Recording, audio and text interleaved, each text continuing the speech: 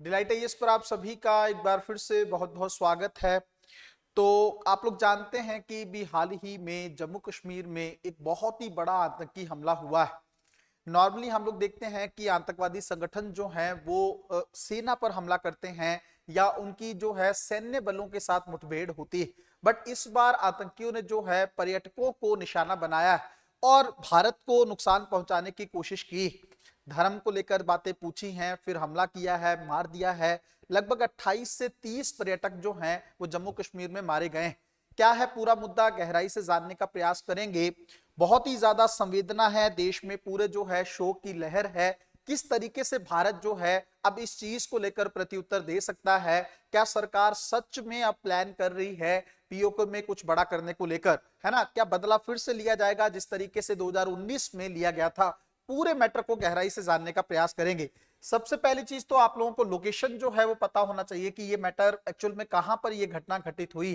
दक्षिण कश्मीर के अंदर एक जिला है अनंतनाग, और अनंतनाग के अगर एक जो हिल स्टेशन है पहलगाम, वहां से लगभग 6 किलोमीटर की दूरी पर एक घाटी है जिसको आप लोग बैसरन घासी के घाटी के तौर पर देख सकते हैं। बहुत ही खूबसूरत जो है ये घाटी है, इसको दुनिया का स्वर्ग भी माना जाता है और इसको जो है छोटा स्विट्जरलैंड के तौर पर भी याद किया जाता है। इसलिए यहां पर लोग आते हैं, जब भी लोग अमरनाथ की यात्रा पर जाना चाहते हैं तब भी लोग यहां से होकर गुजरना चाहते हैं। तो कहीं ना कहीं पे ये एक पर्यटक स्थल है और यहां पर इस पूरी घटना को अंजाम दिया गया है।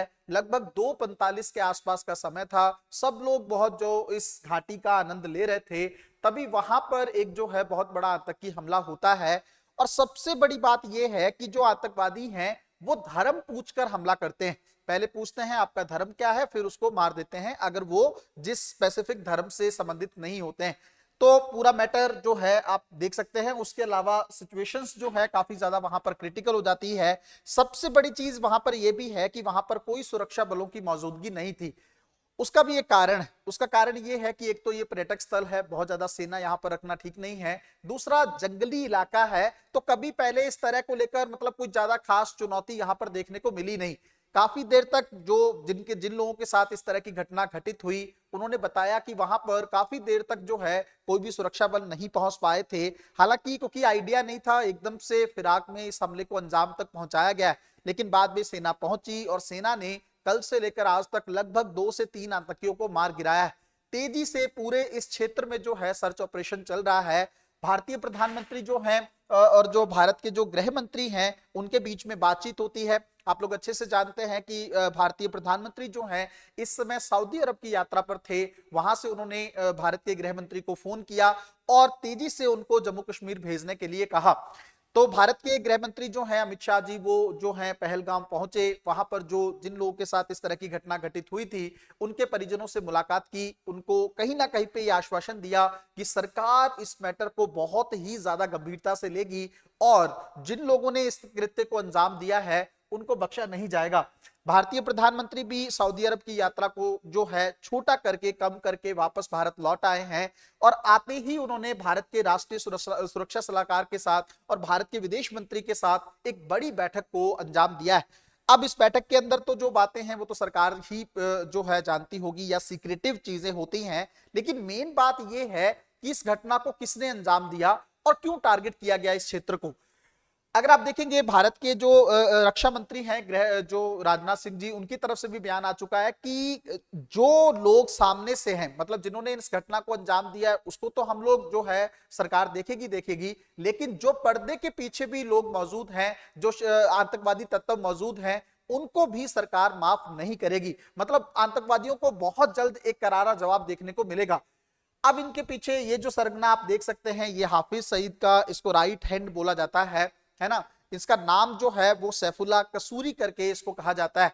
ये लश्कर तैयबा का जो एक टीआरएफ करके एक ब्रांच बनाई गई थी, जब जो है जम्मू कश्मीर में आपको पता है अनुच्छेद 370 को हटा दिया गया था, मतलब उसके कुछ प्रावधानों को खत्म कर दिया था वहां पे, तब से इस ब्रांच का गठन किया गया था और टीआरएफ के द्वारा ही इस घटना की जिम्मेदारी ली गई। लश्कर तैयबा लगातार भारत के खिलाफ अटैक करता रहा है। हाफिज सईद से आप लोग बहुत अच्छे से परिचित हैं कि किस तरीके से वो जो है पाकिस्तान में खुलेआम घूमता है, पाकिस्तान के अंदर रहता है, लेकिन पाकिस्तान की सरकार ज्यादा इसको सीरियस नहीं लेती है ना। तो वहां से ही आप देखेंगे जैश ए मोहम्मद की तारे भी जुड़ती हैं, वहीं से ही अलकायदा की तारे भी जुड़ती हैं, और वहीं से भी तहरीके तालिबान जो है, जो पाकिस्तान के अंदर अटैक करता रहता है, उसकी तारे भी वहां से भी जोड़कर आप लोग देख सकते हो। अब बात यह है कि इस घटना में क्यों जो है पर्यटकों को टारगेट किया गया और इस क्षेत्र को ही क्यों टारगेट किया गया। पहली चीज तो मैंने आप लोगों को बताया कि यहां पर सुरक्षा बलों की मौजूदगी थोड़ी कम रहती है ना। और दूसरी चीज जंगली इलाका है तो आसान था हमला करना। अब भारत सरकार ने, आपको पता है कि 2019 में इस तरह का एक पुलवामा अटैक हुआ था जब सेना पर, तब भारत सरकार ने बालाकोट की एयर स्ट्राइक की थी, है ना। और बड़े स्तर पर पाकिस्तान ऑक्युपाइड क्षेत्र वाले में आतंकियों के जो जो उनके कैंप थे उनको डिस्ट्रॉय किया था।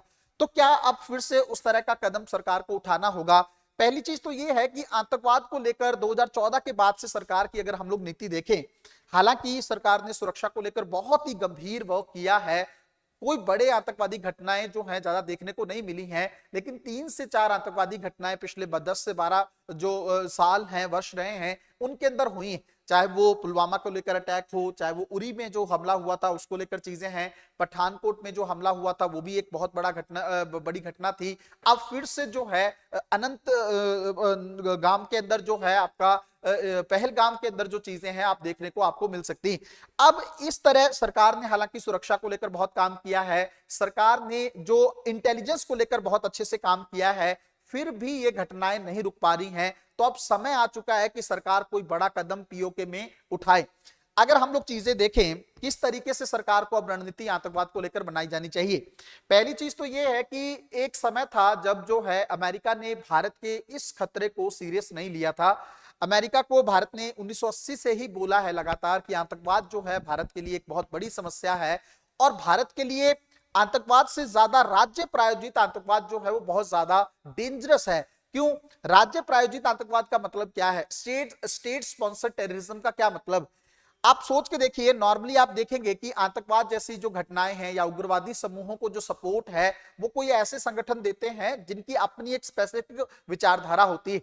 लेकिन क्या कभी आपने सुना है कि स्टेट की तरफ से उनको प्रमोट किया जाए, या स्टेट की तरफ से उनको फंडिंग की जाए, स्टेट की तरफ से उनको टारगेट प्रोवाइड किए जाए, स्टेट की तरफ से उनको सिक्योरिटी प्रोवाइड की जाए। तो ये पाकिस्तान की तरफ से किया जाता है। पाकिस्तान की जो एजेंसी आईएसआई, उसकी तरफ से वहां पर आतंकवादी संगठनों को प्रमोट किया जाता है पाकिस्तान के अंदर, और उनको टारगेट्स दिए जाते हैं कि भारत के अंदर हमले करने हैं, कश्मीर मैटर को लगातार उठाना है। और आपको पता है उसी कॉन्सेप्ट को जन्नत के साथ जोड़ भी दिया जाता है। तो बहुत सारे पहली भी घटनाएं हुई हैं। भारत सरकार ने बार बार अमेरिका के सामने भी इस मैटर को उठाया था कि आतंकवाद की जो समस्या है वो एक अंतरराष्ट्रीय समस्या है, इसके लिए सभी देशों को मिलकर काम करना चाहिए। लेकिन मेन चीज ये है कि अमेरिका ने शुरू में भारत की इस बात को सीरियस नहीं लिया, लेकिन जिस तरीके से 2001 के आसपास अमेरिका पर जब लादेन ने हमला किया, तब अमेरिका ने रिकॉग्नाइज किया कि आतंकवाद एक अंतरराष्ट्रीय समस्या है।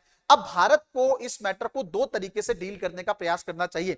एक प्रयास तो यह है कि भारत को राष्ट्रीय स्तर पर जो कदम उठाने हैं, मतलब पाक ऑक्युपाइड कश्मीर में जितने भी इनके कैंप हैं उनको डिस्ट्रॉय करने के लिए सरकार को तेजी से कदम उठाना चाहिए, और सीमा की सुरक्षा को बहुत ज्यादा अच्छे से चौकस करने की जरूरत है। दूसरा कदम सरकार अंतरराष्ट्रीय स्तर पर उठा सकती है, जिसके अंदर आपको पता है कि कल से ही अमेरिका के राष्ट्रपति ट्रंप का भी ट्वीट आया है। उनकी तरफ से भी कहा गया है कि वो भारत के साथ हैं, इस दुख की घड़ी में वो पूरी तरीके से भारत को सपोर्ट करना चाहते हैं, और आतंकवाद की लड़ाई में वो भारत के साथ खड़े हैं। वहीं पे अगर हम लोग रूस की बात करें तो रूस में के राष्ट्रपति पुतिन के द्वारा भी ये बातें कही गई हैं, फ्रांस और इजराइल की तरफ से भी समर्थन मिला है। तो क्यों ना अंतरराष्ट्रीय स्तर पर एक इस तरीके का गठजोड़ बनाया जाए ताकि आतंकवाद को इस दुनिया से ही समाप्त कर दिया जाए। मिलते हैं अगली वीडियो में, तब तक अपना ध्यान रखें, अपनी पढ़ाई को बहुत अच्छे तरीके से करते रहें। बहुत बहुत धन्यवाद।